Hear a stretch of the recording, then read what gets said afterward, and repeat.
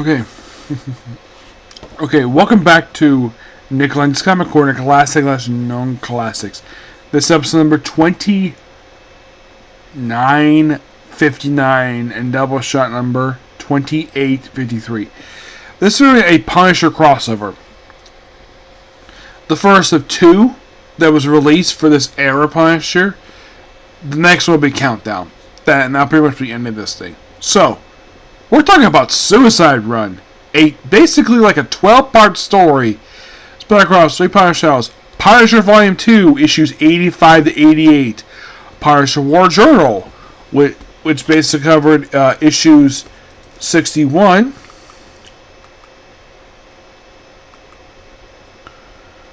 It's 61 to 64.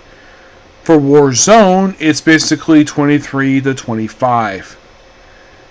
Yeah, but here's the thing. Basically 85 Punisher and War Journal 61. That's basically a prologue. Yeah, it's a prologue. So, basically the whole thing with the story is that Punisher really wants to kill a lot of criminals really quickly.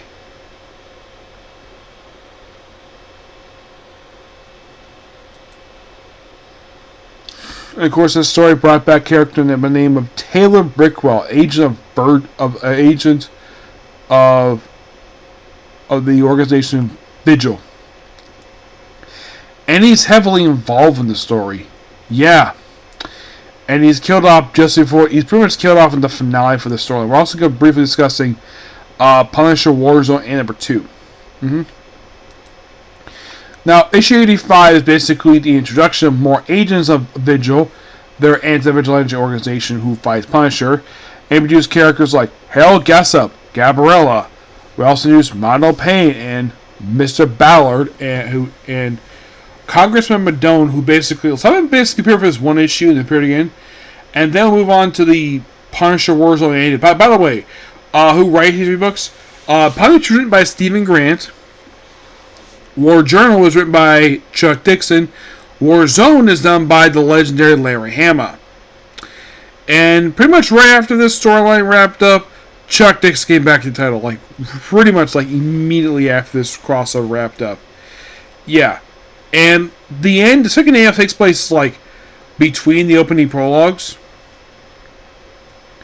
Mostly put the opening story done by Chuck Dixon, who did income in the artwork. The second story is called Second Chances, which kills a character named Rock, who was a character from Punisher Warzone.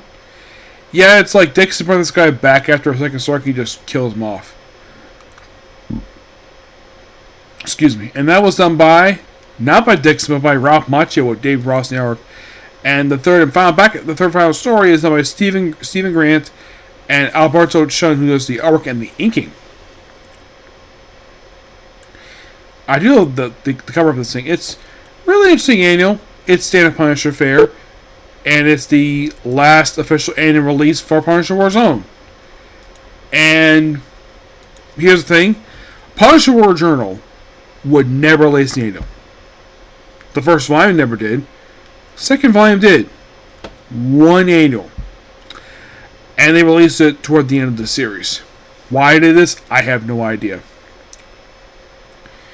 In the Punisher Warzone one, we introduced basically members of the Triad, Buck Wendigo, Black Callions, Jackie D, more members of the Custom Estrada, Tiger, Righteous Ones, Malone, a guy named Bruno, a couple NYPD people, and Jigsaw's in the background.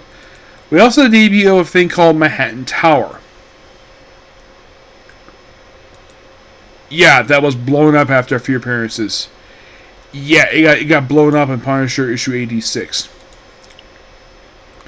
It's okay, we start the story up with the issue 61, and move on to Punisher Warzone 63, where immediately in the very next part of the story, basically because the building blows up, this Manhattan Tower, basically the characters Bruce Lamb, Buck Wendigo, Jackie D, Pike, Via Vidati, they kill off Flynn Callan, the Black Callans.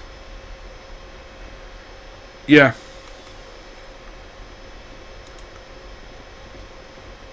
One of the guys in California was Tarak Bear, who was a Daredevil character. Yes.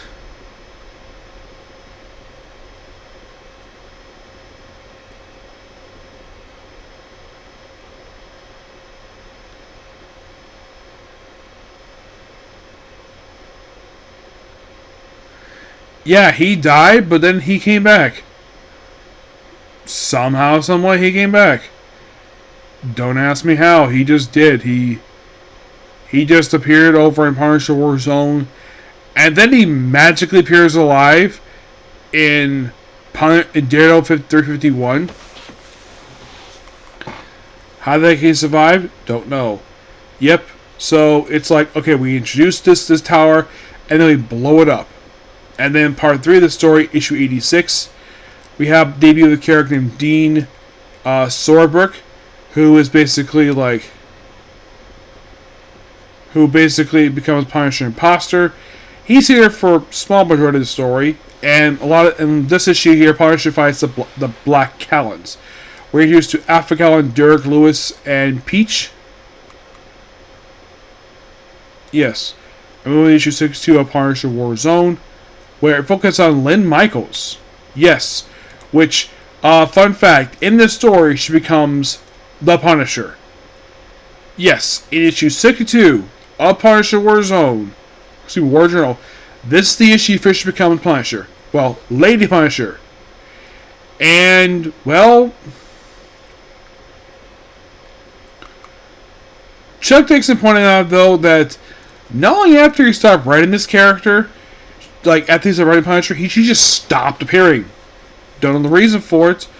We also have we also have Payback. He plays the role in the story too. Yeah, as a supporting character, mostly in the Chuck Dixon style of the story. Yeah, he plays a very small role in the story. He's here for a few parts. He's mostly in the Warzone journal issues, and a couple of Punisher in Warzone, obviously. Yeah, and then with issue 6, he kills with the character Clyde Allen Dean, a character who just here for his one issue, just a shadow killer, because why not? And then moving on to Punisher Warzone 64,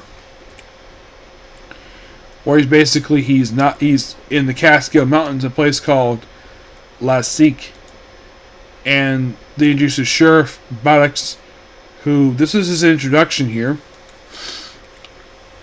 And he would be around very briefly after this crossover. Yeah, he became a recurring character in the pages of all things Punisher War Journal. Yep. And there's also his daughter Amy, who only appeared in this very crossover. Once this crossover wrapped up, she never appeared ever again.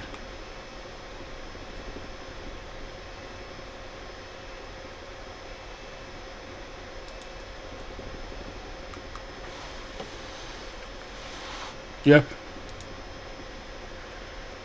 Yeah.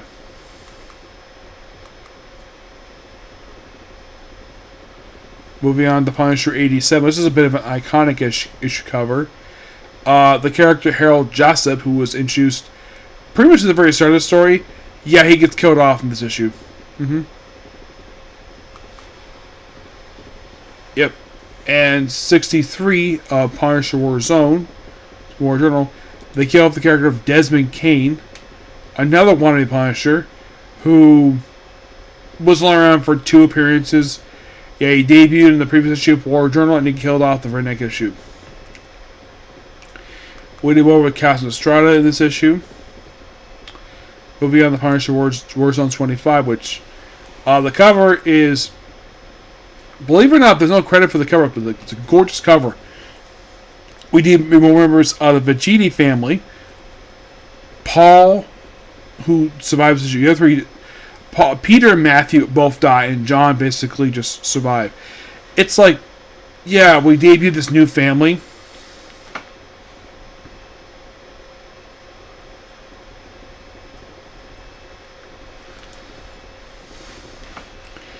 Yeah, but by the end of the story, they only appear once after this crossover wraps up. Yeah, only once. And believe it or not, 25 had a backup story by Chuck Dixon, where we debuted the Aurora family, who all get pretty much killed off in here. Yep. The penultimate story issue is issue 88, where Dean Sabuk, he been the one vigilante. He called himself, get this, Yep Punisher. That's basically called himself. Yeah, he gets killed off in this issue. And in the final part of the story, they kill out the main villain. Punisher kills off basically Tyler Brickwell, and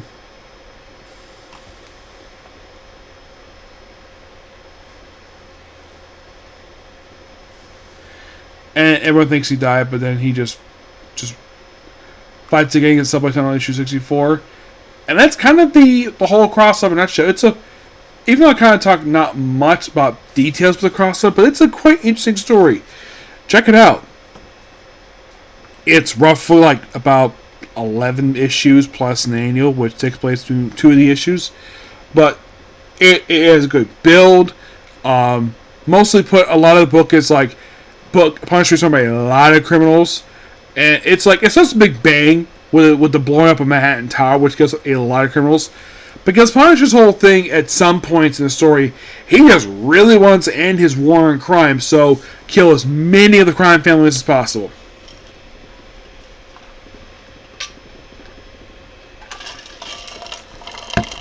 Like, here's the thing. The 2 wanted Punisher, they get killed off in the story. But how many bad guys get killed off in the story? 10 people get killed off. Yep, some are one shot. Some people appear for like 1 issue and that was it. Oh, in case you're curious though, did the organization Vigil, did they appear after this storyline? Like, once this crossover wrapped up, did they pretty much in a way, did they continue appearing after this crossover wrapped up? They did. They continue appearing in the Punisher Wars. They pretty much in the way that Chuck Dix continued this organization's, their involvement in Punisher in War Journal.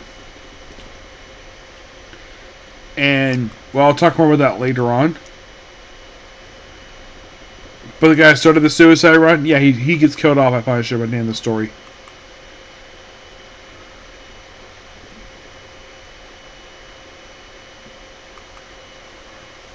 Yeah. So you gotta thank basically Chuck Dixon, Larry Hama, and Stephen Graham for doing a good story. It's quite surprising Stephen Graham came back to this particular series, back to this character after he just did the miniseries. Oh yeah, Michael Duggan, Michael Golden and some covers. In case you're curious, does Chuck Dixon stay on the Punisher War Journal? No, he leaves.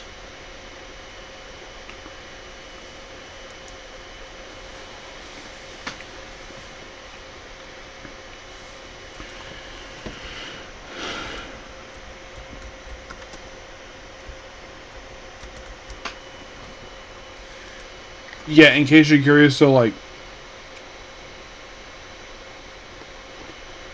for the book itself, Stephen Graham himself will be there. He takes the book very briefly from Chuck Dixon for about a year, and then it's back to Dixon for the rest of the book. But what about Warzone? In the case of Warzone itself,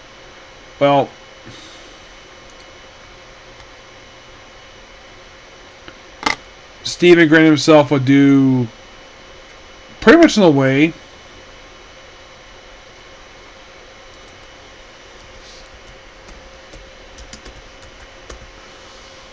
Yeah, in case you're curious, Dixon pretty much in the way took the book back over from Larry Hama with the conclusion of the storyline, and he remained with the book for mostly until the book ended. Yeah.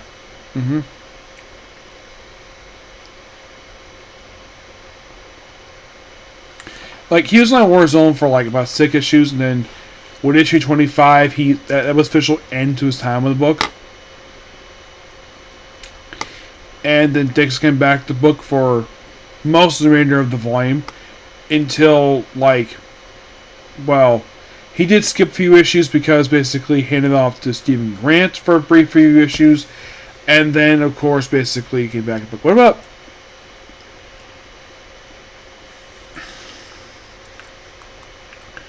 What about the main Punisher book? Well, excuse me. With the conclusion of the storyline, Chuck Dixon will come back to the book as soon as Stephen get wrapped up his issues for his portion of the story. Dixon would do pretty much the remainder of the book. Yeah, the last 16 issues of the book were written by him. Yeah, so for the next like year and a half, he would basically like he would save the rest of the book. War Journal, on the other hand, it is,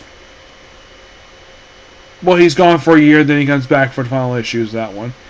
For Warzone, he pretty much takes the book back for the remainder of the series and skips a few issues. But yeah, Dixon's basically on the book full time for a lot of these books. Yep. But still good stuff here. I actually enjoy this crossover. But yeah, that's pretty much it. Particular review. Please be sure to like, comment, subscribe, turn notifications, and do another like button. Well, that's going to be pretty much it for videos tonight. So I'll see you all tomorrow for my anime and maybe my comic corners. Now, maybe I might get time to work on the anime. So the strongest mage in Demon Hunter was human. I may work on that tomorrow. Okay, thanks for you. Bye.